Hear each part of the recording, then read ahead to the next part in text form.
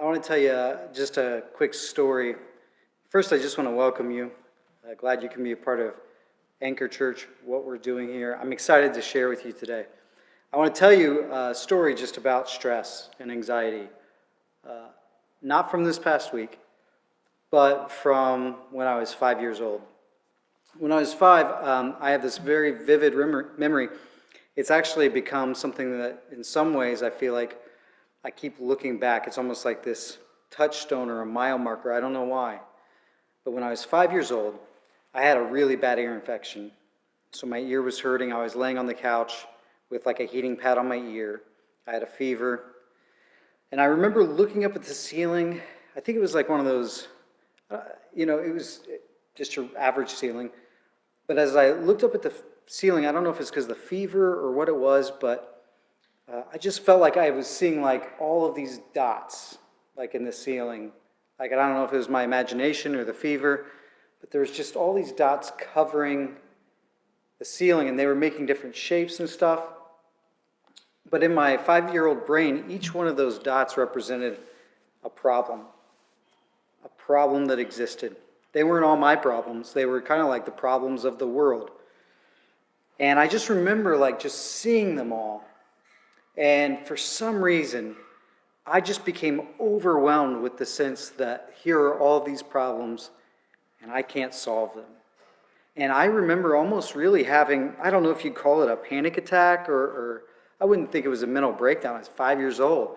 But I felt this overwhelming anxiety and burden of just sensing that there was some things that were wrong or some problems in front of me and I could not solve them.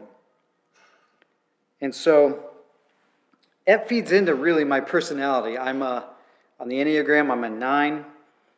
I kind of want to fix things. I want to make things I want to make things better.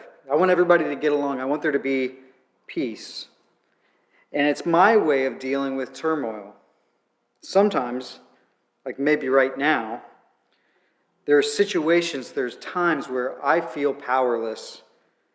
And because I can't make peace, because I have limited power, I get stressed, I get anxious, I get overwhelmed. But you don't know anything about stress or anything about anxiety, do you? Right? I mean, obviously, we're dealing with a global crisis right now with coronavirus. And what is it that's causing so much anxiety? The lack of control, right? That we can't shake spring breakers by their shoulders and tell them to do the right thing. That we can't stop family members and friends from posting misinformation and conspiracies on their social media.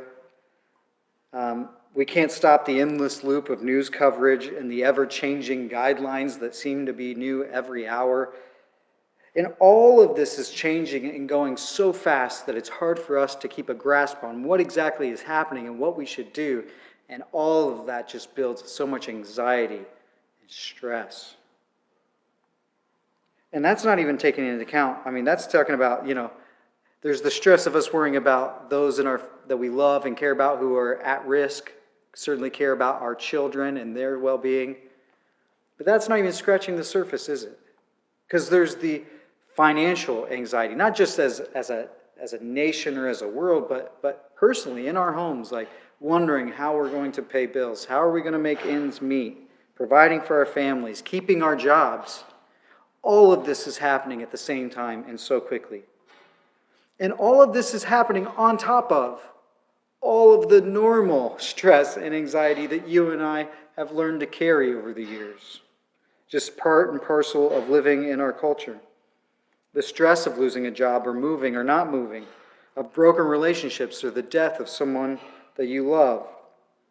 Maybe the betrayal that you've experienced or you've dealt out. Or maybe watching your child go down a path and you know where that path goes, and yet you're powerless to stand in the way and stop them.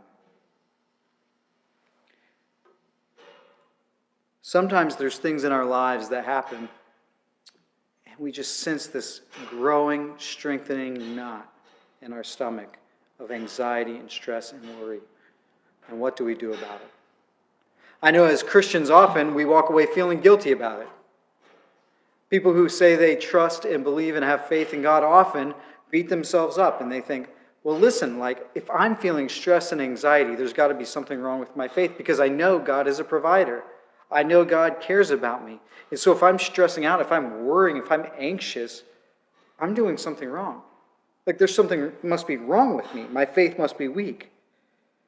Not just something's wrong with me, but something must be wrong with my relationship with God.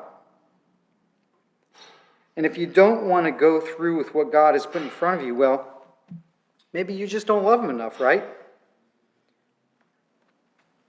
Maybe that's the issue. Because if you loved God enough, whatever he put in front of you, you would just gladly take it. You'd be like, all right, I can trust. I know it's going to work out, and I'll do that.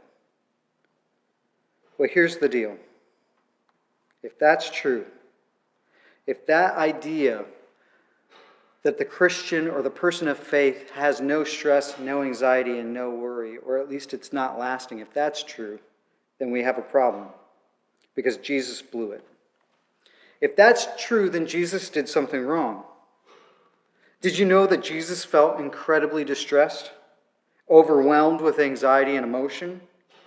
He was incredibly sad and depressed. Listen, Jesus did not want to do what God the Father wanted him to do. And you might be thinking, wait, Jesus is our role model here for humanity. He always wanted to do the will of the Father, right? Not according to Mark 14. Let's look at this together. Are you ready? Mark 14, starting in verse 32. They went to a place called Gethsemane, and Jesus said to his disciples, "Sit here while I pray." He took Peter, James, and John along with him, and he began to be deeply distressed and troubled. So Jesus is with his closest friends. He takes his closest friends, those three, a little further with him into the garden, further than the others. Why? Well, first of all, probably because they were the closest of friends. So maybe support? Because look what happens next. It says that he was deeply distressed and troubled. That phrase, deeply distressed, it really means overwhelmed. He had an excessive anxiety. He had so much stress that his disciples probably could just see it in his face. And they see him basically fall apart. Now listen, after all they had seen Jesus do and say, all of the times that Jesus had showed courage and strength in the face of challenges and in the face of authorities. Think about that. And now they must have this look of shock because here Jesus is, the one that they've seen so fearless in front of everyone else. And he's losing it. He's fallen apart. And look what he tells them next. Verse 34. "My soul is overwhelmed with sorrow to the point of death," he said to them. "Stay here and keep watch." He's saying that he's depressed, saddened to the point of death. Like he'd rather not be alive right now. Why in the world is Jesus going through all of this? Why is he feeling this anxiety, this depression? Because this is the Passion Week, and this is his last night before he'll be arrested and crucified. He knows what's happening and what's coming tomorrow. In just a matter of hours, he'll be arrested and he'll go to the cross. And he's known this for a while. He's been telling his disciples, but now it's here. Now it's real. Have you ever felt like that? I think I feel most like that when I'm on vacation or I'm going to go to a new place. Like I know Lindsay will ask me weeks in advance, like, "Are you getting excited? Are you excited?" And like I answer like, "Well, yeah." Like I know in my mind that I'm going to enjoy myself, that it's going to be great. But there's something where I just can't, I'm not really feeling it. In fact, it doesn't really happen until maybe the night before when we're setting our alarm to wake up early to get to the airport, or even when we're at the airport, getting our luggage, pulling it off the curb, going into the airport and going through. That's when I actually start feeling excited. Then I get this sense of okay, it's about to happen, right? The same thing is true in many areas of our lives, right? I'm sure many of you felt like this the night before your wedding, right? Excitement, a little of anxiety and fear of what this means because you know life will never be the same, or maybe with having a child, right? You are excited, but then it's not real until suddenly you go home and there's this dawning reality of the gravity of the moment and the situation that you're in. And that's exactly what's happening here, because the same feeling that you and I sometimes feel with good things can also be very true with challenging things. I mean, have you ever done a race? Have you ever ran? It doesn't matter if it's like a 5K or a marathon. The first time you run a certain race, there's this dawning awareness that comes to you the night before that says, oh man, I'm doing something I haven't done before and it's going to be hard. Will I be able to do it? Will I be able to rise to the challenge? And it's so much worse. It's so much worse than it can be something like surgery or a funeral or a breakup or a divorce. There's a sinking feeling, right? Maybe it's if for some reason financially things have fallen apart and you're losing your home, or there's this feeling like, I don't know what I'm going to do right now. I don't know how I'm going to handle this. Some people experience that even when they're maybe in a job for a long time and they think this is where I'm going to end my career, and then it's gone, it's lost. There's this feeling of what? I don't know what to do. And so even though Jesus knew this time was coming for some time, he'd been teaching his disciples, this is going to happen. The reality is hitting him like a brick wall. And listen, it's easy to forget that Jesus was both fully human and fully God. He was both divine and human. He didn't give up his divine nature. He gave up his rights and privileges. But he was still fully human as well. He was born and lived his life in a human body with human feelings and emotions. Jesus was a human being. In Hebrews, it says that he had to become like us in every way, including having a will and having desires. And in his humanness, in his weakness, he realized that he needs help, that he's overwhelmed, that he's at the end of his rope of what he can handle on his own. And so what does he do? He reaches out to his Father in heaven. And in his humanness and in his weakness, he started to grasp the reality of what was about to happen. And he realizes that it's too much for him. He doesn't want it. Jesus didn't want to go to the cross. And listen, we have this idea in our mind that sometimes that Jesus went not only willingly, but skipping, and that this was this great thing. I mean, we celebrate it on Easter, and it's a happy day that Jesus rose from the dead. But we lose sight of the fact that Jesus, what he's doing here is difficult for him. He's looking at this situation and he's overwhelmed. And right here he's in this moment where he says, I don't think I can do this.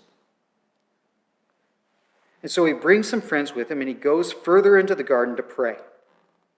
And remember, this has been the model Jesus has been showing his disciples, his apprentices. He's been showing this rhythm over and over again, that as he lives his life, he tries to reconnect. He goes and reconnects to the Father through silence and solitude, through prayer and fasting. And so he's doing that here too. He knows what to do when he needs power and strength and courage. He prays. So I just have to tell you something before we go any further. If you find yourself stressed, anxious, overwhelmed to the point of death, you're not a bad person. You're not a weak person. You're not an unspiritual person. You're just a human being. A human being with all the weaknesses and insecurities that we all share, and even that Jesus had. Having these feelings doesn't disappoint God. I think they're meant to point us to him. And that's what we see Jesus do here. These feelings drive him to reach out, to recognize his dependence on God the Father. But notice how he prays in verse 35. Going a little further, he fell to the ground and prayed that if possible the hour might pass from him. The Greek here alludes to this being a repeated thing, like Jesus falling and praying. So he's troubled, and Jesus is literally falling again and again. He's losing control of his body. That's the level of anxiety that Jesus is feeling. And he's just praying these words again and again. And I think Jesus is doing something that we don't often do. I think when we have to face something that we don't want to face, or when we're experiencing that level of stress, we tend to hide ourselves away. We tend to withdraw from people. We tend to withdraw from God because we sometimes see him as part of the problem. We have trouble because part of us knows that maybe God might be allowing this thing to unfold in front of us, and so we pull away. But not Jesus. Jesus chooses to engage. He engages with brutal honesty. I don't want to do this, God. I don't want to face this. Take it away. If it's possible for this hour to pass by. Jesus is saying, God, you can do all that. Like all things are possible. So you could just fast forward 3 or 4 days. We could just jump to the resurrection power part.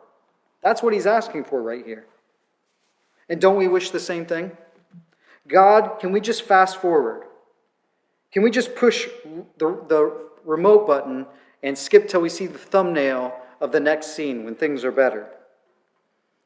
Can we do that with life, please? I felt that way. I've had bad times where I've literally said, listen, I'm going to go to sleep, and if I'm lucky, I'll wake up in a year, and things will be better. Have you ever been there? Where you're almost, your body just shuts down. You're like, you know what? I'm going to sleep right now. Maybe there'll be some sort of Rip Van Winkle effect, and I'll wake up, and things will be okay.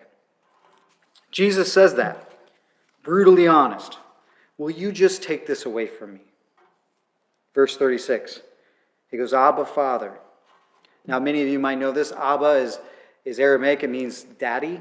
It's a very relational term. He's saying, Daddy, Father. Translation is he's saying, Father, I know you love me like a son, like I'm your child. I know that. I know you care about me. See, he's appealing to God's love as a father. And then he appeals to another quality in his argument for why God should give him what he wants, right? Children do this. They appeal, right? I know you're such a good father. I know you're very powerful. And that's what he says. Everything is possible for you. He's saying you're powerful. You can do all things. You can make this all go away with the snap of your fingers. And because of these two qualities, I'm going to ask you to do something, God. He says this. Next, continue on. Take this cup from me. This cup is a reference maybe to the cup we talked about last week. It's a cup of suffering. Him going to the cross, taking sin upon himself. The utter feeling of aloneness and forsakenness that awaits him on the cross. Now, he's not saying let's skip over it. He's saying let's just take this all away. Will you just do that? I know you love me. I know you're powerful. Will you just remove this? Will you just do that? Please, please. And then Jesus says an unbelievable word. See what it is? Yet. But. Yet not what I will, but what you will. Now, before we get into what that means, I saw this right away. This is where I saw that Jesus' will was not the same as the Father's will. Do you see that? Not what I will, but what you will. This is the time that Jesus did not want to do what the Father had planned for him to do. Just like there are times when we don't want to go through what God has put in front of us to go through, to do. And we think that that's bad, to feel that way. But if that's bad, then Jesus did a bad thing. He was bad. Because he didn't want to do what the Father had put before him to do. And that's okay. And that's okay if that's how you feel about whatever situation happens to be landing in front of you today. It's okay to feel that way. But even when Jesus prays this, I don't think he's changing his will. I don't think he's changing his mind on this one. I don't think Jesus is saying, you know what? After all these tears and flailing about and falling around in front of my friends, I actually feel better. That was pretty cathartic. You know what, God? I think we're going to do it your way. I think that's a great idea. It's going to be great.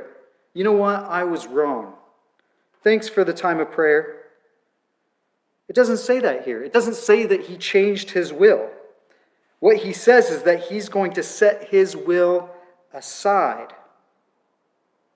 He says, not my will. It's still not what I want. But I'm going to choose what you want. I'm going to choose what you want, Father. And if you decide to not take this away, then okay. I still don't want it, but okay. How did Jesus do that? How did he get there? I think it's actually an ironic twist. You see, the same thing that Jesus was appealing to when he was praying are the same reasons why he can trust in his Father's will over his own. Jesus appealed to God as a father, a loving father who loves and cares for him, and he appealed to God as being powerful. And it's those same two qualities that lead him to trust God's will over his own. How ironic is that? See, at the same time that he's asking the Father to take the situation away, he's remembering that God does love him and that God does have the power to change. And if God is choosing not to change the situation and to remove Jesus from it, if he's allowing Jesus to go through it, then as a loving Father, this must be the best. And however, in God's wisdom, he determines what best is. Jesus makes that step of faith, to trust that God knows best. He tips his hand, actually, of this truth the next day. The next day, when he's in the hands of Pilate, Pilate says to Jesus, don't you know that I have the power to free you and the power to crucify you? And Jesus says, no, you don't. You only have the power that my Father has given you. Jesus knew who was in control, who was allowing this to happen. And because he knew his Father, his Abba, he knew that at the end of the day, his Father would do what was best. And at the end of the day, because of that, Jesus knew he was right. It was through the cross that Jesus would be glorified. And through the cross, salvation would come to all people, to all humanity. And when Jesus finished, we see that this wasn't just how Jesus handled stress, anxiety, and difficulty, but he was modeling this for you and for me. We see this through what happens next in the passage, verse 37. He returned to his disciples and found them sleeping.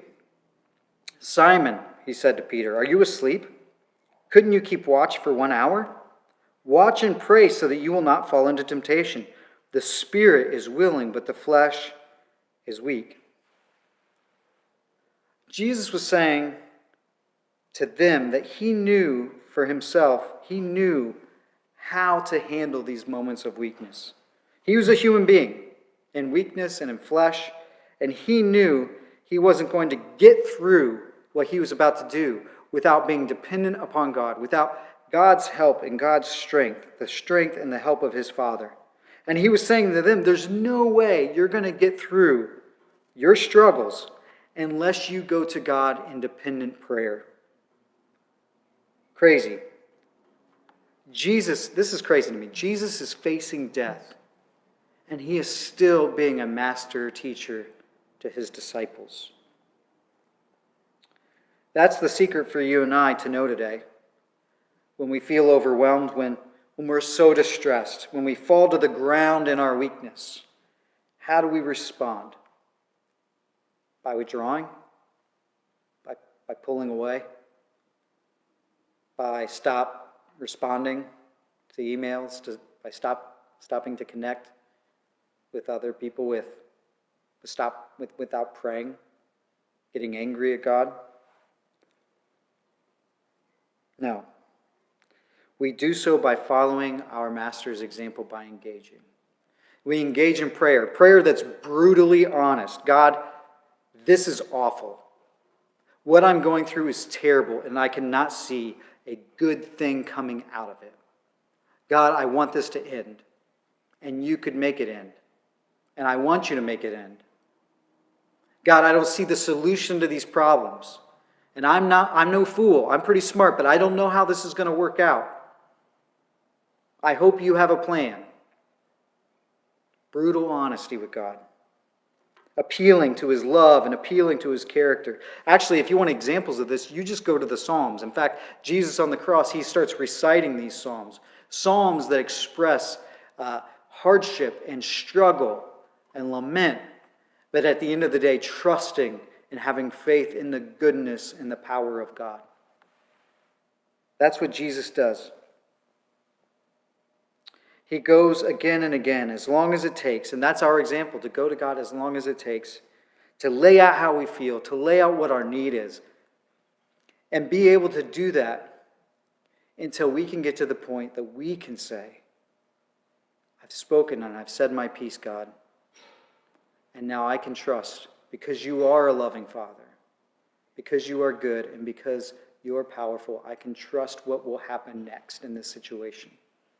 And if you're calling me to go through this, as difficult as it may be, I know I can. That's what he was trying to tell his disciples. Those 3 men that he took with him, all of them would be challenged in the same way that Jesus is being challenged here. Challenged for their lives.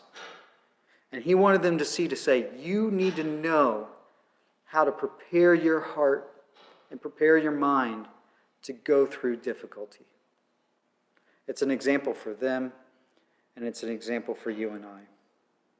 I don't know how you're feeling about the world right now. I don't know how you feel about being cooped up in your house. I know my friends who are even introverts are saying, okay, this is pushing it. I don't know how you're feeling with the anxiety of all the things, of the threat to our health and to our finances and our livelihoods and food and necessities and all of this stuff that somehow has suddenly been thrown up into the air. And listen, some of us just naturally are already in our lives are dealing with anxiety. And now this, right? So I am not going to minimize what's happening now and say, oh, just toughen up. Pull yourself up by your bootstraps. Listen, some of you feel overwhelmed with anxiety. Overwhelmed with the struggle that you face. Overwhelmed by the possibility that the ones you love might get this virus and that it might take their lives. Overwhelmed about the thoughts of the simple math of what's coming in now as far as income and what's being asked of you as far as expenses. Some of you, you were there before, and now it seems like it's at a fever pitch. You can understand why Jesus was falling down as he prayed, because sometimes you feel weak in your knees. You walk around with the knot in your belly. I'm not going to minimize any of that. And I'm not going to say I know the path for you, what God is asking you to do in this time. I do know this. Jesus gives us an example. You and I can go and we can meet with our Father in heaven. And we can be honest, brutally honest. We can make our case. And then we can trust and have faith that no matter what the path is, that he will be with us and give us the strength to do it. Jesus showed insane strength and courage in the next 24 hours of his life in a way that you and I might think was supernatural, but it was not. It was not. Nothing Jesus did on the day he died was supernatural. It was all an expression of our full humanness, submitted and trusting and believing in the goodness of God. That's what got him through. And that's what will get you through. I don't know if you believe.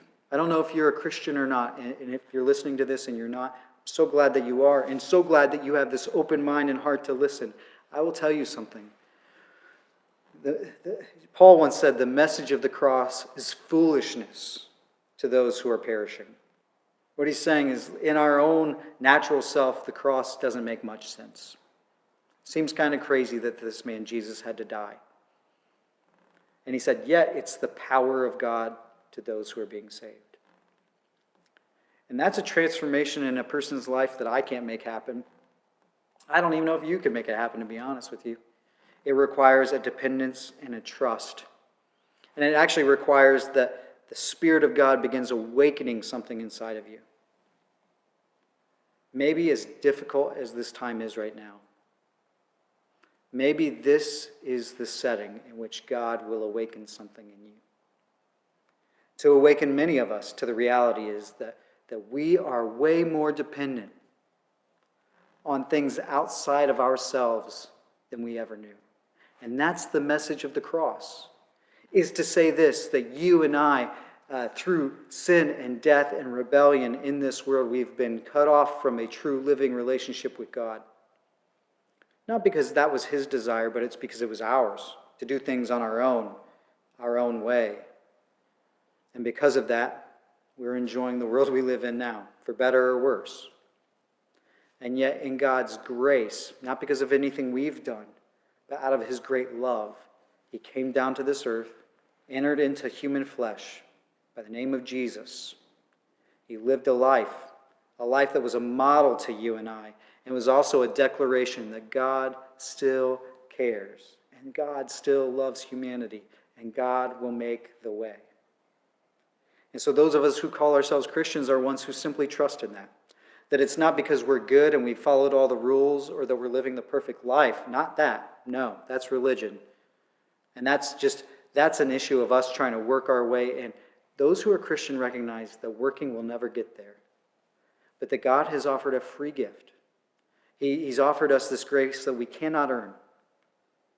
And so maybe this time where we realize how much is outside of our control, maybe this is the fertile ground where God might awaken your heart to your desperate need to know your Father and your Creator. And maybe you'll respond to that. Maybe your prayer will look like Jesus falling onto the ground because of your great need. It might be a lot more subtle than that. It might just be a calm and quiet, yes, Lord. I recognize that I need you. I need you for life, to live. And I need you for help, and I need you for forgiveness. I need you for new life. I need you for the power and strength to live differently than I've been living. I'm hoping that's the case. Why are we going through what we're going through right now? I don't know. But I do know that the comfort and the power of God is available to us, to everyone who reaches out to him. Let me pray. God, we thank you for this message, this word from Mark, and this example from our master teacher, Jesus. Help us to live this way, to pray this way, and to trust, and to set aside our will, trusting and knowing that you are a good Father, and God, that you are all-powerful, and yet you are allowing us to go through difficulty and trial, and that there is a greater good that comes out of that. Help us to trust in your will wherever that leads. For those who are going to trust you and maybe take the first step of faith in following you, God, may your Spirit speak to their spirit to help them know that they are saved and loved and cherished by you, that they have new life in you, and help them get connected to our community of faith as we grow and follow you together. We thank you for your word and thank you for this life that you have given us. We pray it in Jesus' name. Amen. Grace and peace, everybody. We'll see you soon.